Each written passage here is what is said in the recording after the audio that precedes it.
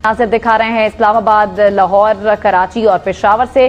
पेशावर, कराची और लाहौर से ये मनाज़िर आप देख सकते हैं। पाकिस्तान में चांद ग्रहण, जुज़वी चांद ग्रहण लगा है।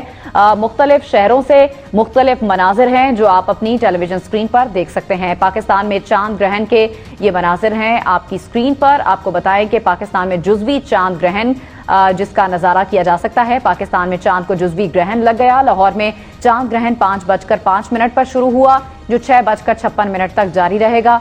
इस्लामाबाद, कराची, पेशावर और कोयटा, गिलगित में भी चांद ग्रहण का नज़ारा किया जा सकता है। पेशावर से आप मनाज़िर देख रहे हैं एक जानिब, दूसरी जानिब कराची और लाहौर के मनाज़िर हैं। मुख्तलिफ शहरों में मुख्तलिफ नज़ारा है चांद ग्रहण का और इसका दौरानिया भी तमाम शहरों में मुख्तलिफ है।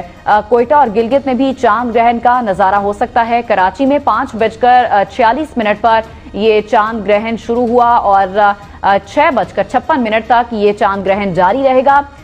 इसी तरह इस्लामाबाद की अगर हम बात करें तो वहां पर चांद ग्रहण का नज़ारा 6:56 तक किया जा सकता है।